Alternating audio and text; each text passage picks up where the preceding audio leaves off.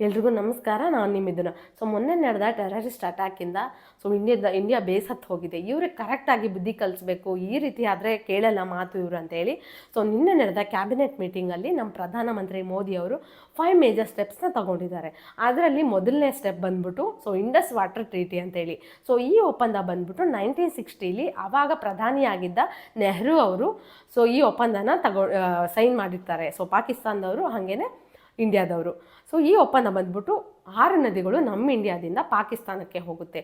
ಈ water 80% of the water Pakistan use ಮಾಡ್ಕೋಬೇಕು, 20% ಇಂಡಿಯಾದವರು ಯೂಸ್ ಮಾಡ್ಕೋಬೇಕು ಅಂತೇಳಿ ಈ ಒಪ್ಪಂದ.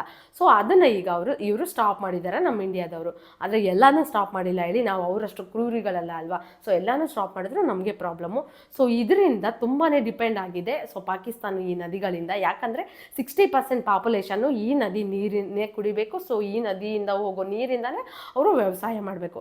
ಎಕನಾಮಿಕಲಿ ತುಂಬ ಡ್ಯಾಮೇಜ್ ಆಗುತ್ತೆ ಅವ್ರಿಗೆ. ಹಂಗೆ ಪಾಕಿಸ್ತಾನ GDPನೂ ಬಿದ್ದೋಗೋ ಚಾನ್ಸಸ್ ಇರುತ್ತೆ. ಸೆಕೆಂಡ್ ಮೇಜರ್ ಸ್ಟೆಪ್ ಬಂದ್ಬಿಟ್ಟು ಇಂಡಿಯಾ ಹಾಗೆ ಪಾಕಿಸ್ತಾನ ಮಧ್ಯದಲ್ಲಿರೋ ಸರಿಹದ್ದು ಬಾರ್ಡರ್, ಈ ಬಾರ್ಡರ್ನ ಕಂಪ್ಲೀಟಾಗಿ ಕ್ಲೋಸ್ ಮಾಡಿದ್ದಾರೆ. ಅವ್ರೇನಾದರೂ ಎಕ್ಸ್ಪೋರ್ಟ್ ಮಾಡ್ಕೋಬೇಕಂದ್ರೂ, ಇಂಪೋರ್ಟ್ ಮಾಡ್ಕೋಬೇಕಂದ್ರೂ, ನಾವೇನಾದರೂ ಮಾಡ್ಕೋಬೇಕಂದ್ರೂ ಆ ದಾರಿಯಿಂದಲೇ ಹೋಗಬೇಕು. ಇಲ್ಲಾಂದರೆ ಯಾರಾದರೂ ಪಾಕಿಸ್ತಾನದಿಂದ ಇಂಡಿಯಾಗೆ ಹೋಗೋದಾಗಲಿ, ಇಂಡಿಯಾದಿಂದ ಪಾಕಿಸ್ತಾನಕ್ಕೆ ಹೋಗೋದಾಗಲಿ ಆ ಸರಿಹದ್ದು ಆ ರೋಡಿಂದನೇ ಹೋಗಬೇಕು. ಅದನ್ನು ಕಂಪ್ಲೀಟಾಗಿ ಕ್ಲೋಸ್ ಮಾಡಿದ್ದಾರೆ. ಥರ್ಡ್ ಮೇಜರ್ ಸ್ಟೆಪ್ ಬಂದ್ಬಿಟ್ಟು ಡಿಪ್ಲೊಮ್ಯಾಟಿಕಲಿ ತುಂಬ ರಿಲೇಷನ್ಶಿಪ್ನ ಹಾಳು ಮಾಡ್ಕೊಂಡಂಗಾಗಿತ್ತು. ಆಲ್ರೆಡಿ ತುಂಬ ವೀಕ್ ಆಗಿತ್ತು ರಿಲೇಷನ್ಶಿಪ್ಪು ಡಿಪ್ಲೊಮ್ಯಾಟಿಕಲಿ. ಇವಾಗ ಇನ್ನೂ ಕಳ್ಕೊಂಡಾಗ ಇನ್ನು ಥರ್ಡ್ ಮೇಜರ್ ಸ್ಟೆಪ್ ಬಂದ್ಬಿಟ್ಟು 2 ರಾಷ್ಟ್ರಗಳಲ್ಲಿರೋ ಹೈ ಕಮಿಷನ್ ಆಫೀಸಲ್ಲಿ ಸಿಬ್ಬಂದಿನ ಕಡಿಮೆ ಮಾಡಿದ್ದಾರೆ. ಲಾಸ್ಟ್ ಟೈಮ್ ಪುಲ್ವಾಮಾ ಅಟ್ಯಾಕ್ ಆದಾಗ 100ರಿಂದ 55 ಸಂಖ್ಯೆಗೆ ಇಳಿಸಿದ್ರು. ಇವಾಗ ಓನ್ಲಿ 50 ಮೆಂಬರ್ಸ್ಗೆ 35 ಮೆಂಬರ್ಸ್ ಮಾತ್ರ ಹೈ ಕಮಿಷನ್ ಆಫೀಸರ್ಸ್ ಇರಬೇಕು ಅಂತೇಳಿ ಇದನ್ನ ವಿಧಿಸಿದೆ ನಮ್ಮ ಭಾರತ.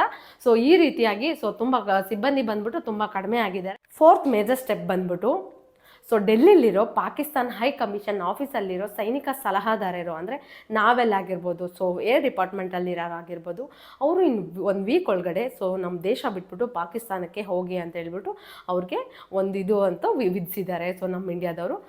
ಫಿಫ್ತ್ ಮೇಜರ್ ಸ್ಟೆಪ್ ಬಂದ್ಬಿಟ್ಟು ಸಾರ್ಕ್ ವೀಸಾ ಎಕ್ಸಂಪ್ಷನ್ ಇಟ್ಕೊಂಡು ಯಾರ್ಯಾರು ಪಾಕಿಸ್ತಾನದಿಂದ ಇಂಡಿಯಾಗೆ ಬಂದಿದ್ದಾರೆ ಅವರು ಇಂಡಿಯಾದಿಂದ ಪಾಕಿಸ್ತಾನಕ್ಕೆ ಹೋಗಬೇಕು ಇನ್ನು 2 ಡೇಸ್ ಒಳಗಡೆ.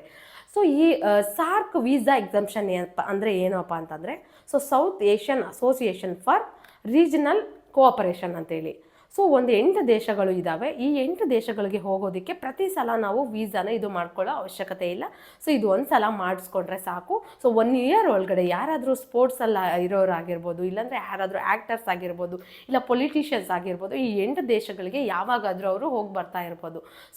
ಆ ವೀಸಾನ ರದ್ದು ಮಾಡಿದ್ದಾರೆ ಪಾಕಿಸ್ತಾನದಿಂದ ಬಂದಿರೋರ್ಗೆ. ಇವರು ಇನ್ನು 2 ಡೇಸ್ ಒಳಗಡೆ ಪಾಕಿಸ್ತಾನಕ್ಕೆ ಹೋಗಬೇಕು ಅಂತ ಹೇಳಿ ಷರತ್ತು ವಿಧಿಸಿದೆ ನಮ್ಮ ಇಂಡಿಯಾ.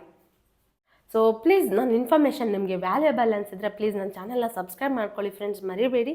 ಹಾಗೇ ಇದ್ರ ಬಗ್ಗೆ ಇನ್ನೂ ಅಪ್ಡೇಟ್ ಕೊಡ್ತಾ ಇರ್ತೀನಿ. ಹಾಗೆ ನನಗೊಂದು ಕಮೆಂಟ್ ಮಾಡಿ ತಿಳಿಸಿ. ಥ್ಯಾಂಕ್ ಯು ಎಲ್ಲರಿಗೂ. ಜೈ ಹಿಂದ್.